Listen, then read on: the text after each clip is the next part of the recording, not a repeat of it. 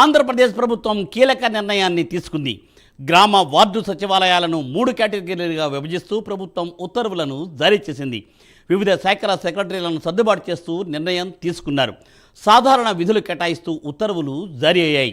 2500 లోపు జనాభా ఉన్న సచివాలయానికి 2 సెక్రటరీలను కేటాయించారు. 2501 నుండి 3500 వరకు జనాభా ఉన్న సచివాలయానికి 3 సెక్రటరీలను కేటాయించారు. 3500 కన్నా ఎక్కువ జనాభా ఉన్న చోట 4 సర్దుబాటు చేశారు.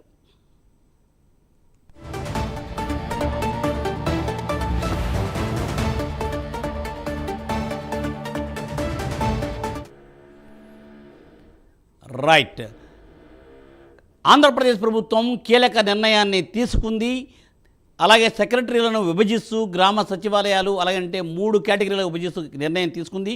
దీనిపై మరింత సమాచారాన్ని మా ప్రతినిధి శ్రీనివాస్ అందిస్తారు. శ్రీనివాస్. థ్యాంక్ యూ మూర్తి.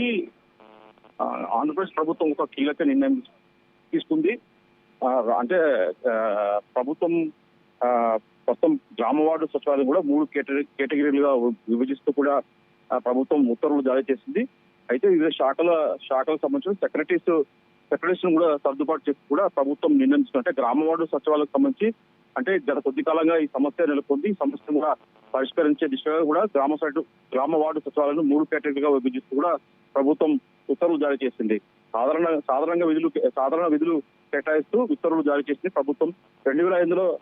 2500 లోపు ఉన్న జనాభా ఉన్న సచివాలయానికి 2 సెక్రటరీస్ కేటాయిస్తూ కూడా ప్రభుత్వం ఆదేశాలు జారీ చేసింది. అలాగే 2501 అంటే 2500 పై నుంచి జనాభా ఉంది, అలాగే 3500 లోపల జనాభా ఉన్న సచివాలయానికి 3 సెక్రటరీస్ కూడా నియమిస్తూ ప్రభుత్వం ఆదేశాలు జారీ చేసింది. అలాగే 3500 పైగా ఉన్న జనాభా చోట 4 సెక్రటరీస్ ఉండేలా కూడా ప్రభుత్వం ఆదేశాలు జారీ చేసింది. అంటే దీంట్లో అంటే సెక్రటరీస్ ని గత 2 రోజులుగా వీళ్ళని ఎలా సర్దుబాటు చేయాలని చెప్పేసి ప్రభుత్వం తర్జన పడుతుంది. నేపథ్యంలో కూడా గ్రామ వార్డు సచివాలయానికి సంబంధించి కూడా సెక్రటరీస్ కూడా వాళ్ళకి పని విభజన చేస్తూ గ్రామాల జనాభా ప్రాతిపదికన కూడా తీసుకుంటే వీళ్ళని సర్దుబాటు చేస్తూ కూడా ప్రభుత్వం నిర్ణయించుకుంది. ఈ మేరకు కూడా ప్రభుత్వం ఈరోజు జీవో జారీ చేసింది. గ్రామ జనాభా వాళ్ళ నిష్పత్తి ప్రకారం తీసుకొని వార్డు సెక్రటరీని కూడా కేటాయిస్తూ కూడా ప్రభుత్వం ఈరోజు ఆదేశాలు జారీ చేసింది. Murthy. Thank you Srinivas. Thanks for updates.